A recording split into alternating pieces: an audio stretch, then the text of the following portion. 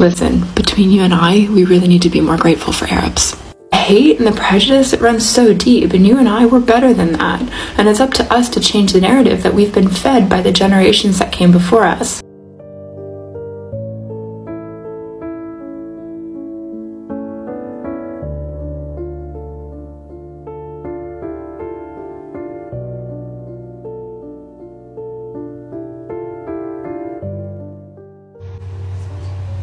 So, if you must fight, then strike only at those combatants who attacked you. Do not attack women, children, the elderly, or those retreating in their places of worship. Do not cut down trees or kill animals. Fighting against aggressors is allowed regardless of their faith. Fighting innocents is prohibited regardless of their faith. The Qur'an makes it clear that men and women are equal before God and before the law. If there are any abuses against women that are cultural practices in Muslim countries, they contradict Islamic teachings. Islam guarantees the freedom of non-Muslims to practice their faith as well as protection for their places of worship. The Prophet said, "Whoever harms a non-Muslim under the protection of Islam, I shall be their opponent on Judgment Day, and they will not even smell paradise." Quran teaches 3 types of brotherhood. You have your brotherhood in humanity, all humans being equal.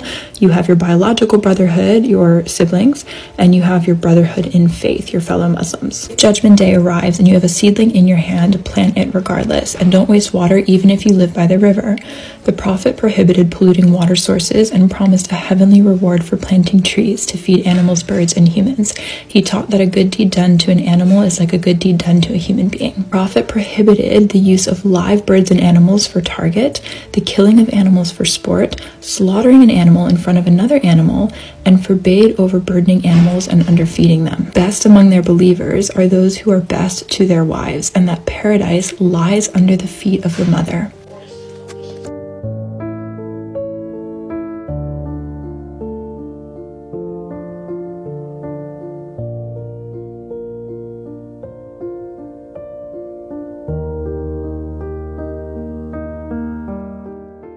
Listen, between you and I, we really need to be more grateful for Arabs. The hate and the prejudice, it runs so deep, and you and I, we're better than that. And it's up to us to change the narrative that we've been fed by the generations that came before us. There's a big survey done in the United States of America that asked Americans if they believed that Arabic numbers should be taught in the US school systems. About 60% of people said no, another 15% weren't sure. 0, 1, 2, 3, 4, 5, 6, 7, 8, 9. These are Arabic numbers. Would you like to go back to Roman numerals? In the 9th century, an Islamic scientist came up with a more effective way of categorizing value. The system was originally based on the Hindu Arabic numeral system, but then was adopted by Muslim mathematicians in the 9th century. Sciences, engineering, medicine started seeing exponential growth because of this shift. It helped build the economy. It played a huge role in technological advancement. This marked a significant point in time for the West, where we moved from the Dark Ages to Enlightenment. We would not be where we are without Arabs. We need to dig deeper and see past the hate and the fear that we've been programmed with. Arabs are brilliant, they're amazing, they're kind, they're not people to be afraid of.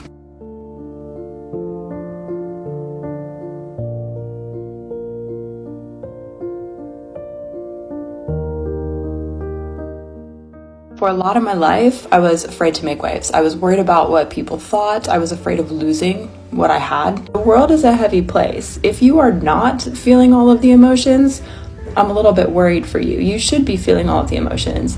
That's okay, that's normal. We are actively watching a genocide in real time. The fact that we have access to social media through this whole thing is mind-blowing, and yet we're still debating the ethics behind it. I digress. I want to offer some advice. Take it or leave it. Speak up on social media, whether you have 5 followers, 500 followers, 5,000 followers, 50,000 followers, it doesn't matter.